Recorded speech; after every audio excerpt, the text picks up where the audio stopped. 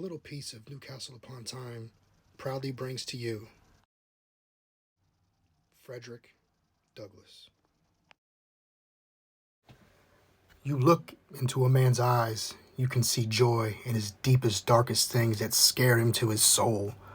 That is why people call them the eyes, the windows to the soul. Frederick Douglass's eyes have seen many things in their lifetime. Frederick Douglass, the man, is a painful representation of the rise of prominence, life, and times of one of the most influential men who just happened to defy each and every negative in his life to become a slave that later on earns his freedom. With each and everything this man had been through, he still found it deep within himself to thrust everything he had into the forefront of the abolitionist movement.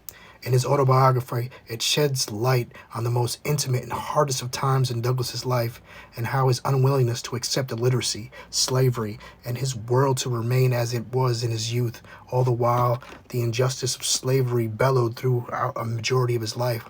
Douglass uses his thirst for knowledge and inquisitive nature at an early age as his springboard to alter every facet deemed fruitful within his life. Frederick Douglass arrived on Tyneside in 1846 and gave 16 speaking engagements while he was there. It was during this period that he met and became friends with the Richardson family. Henry, his wife Anna, and his sister Ellen were Quakers who were fervent abolitionists and also advocated for women's rights. For a time, Douglass lived at Summerhill Grove with the Richardson family, which is near to where the Frederick Douglass Center is located today. The Richardson family had been raising funds to officially buy the freedom for Douglass, and on 12 December 1846, the Bill of Manumission was registered by Hugh Auld, and Frederick Douglass was officially free. The price that the Richardson family paid for Douglass's freedom was £150 or $700.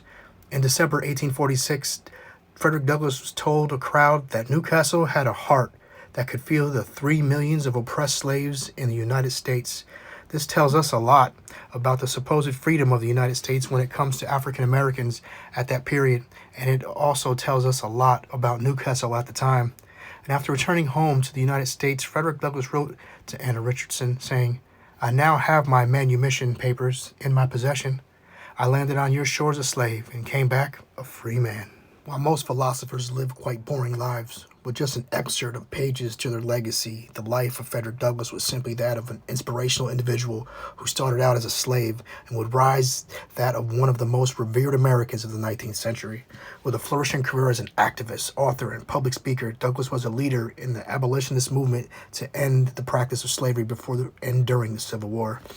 As a former slave who later on in life became not one of, but the most photographed American of the 19th century, whose story of personal triumph and the most brutal of upbringing, who was not even considered a human being but a piece of property, clawed and scratched his way to his movement as a leader in it, as well as worldwide acclaim to equal that of the popularity of any United States president.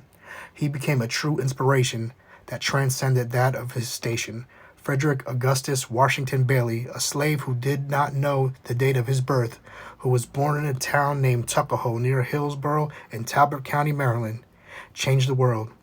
He took a dream and turned it into reality, and is a very early person that got to live his American dream.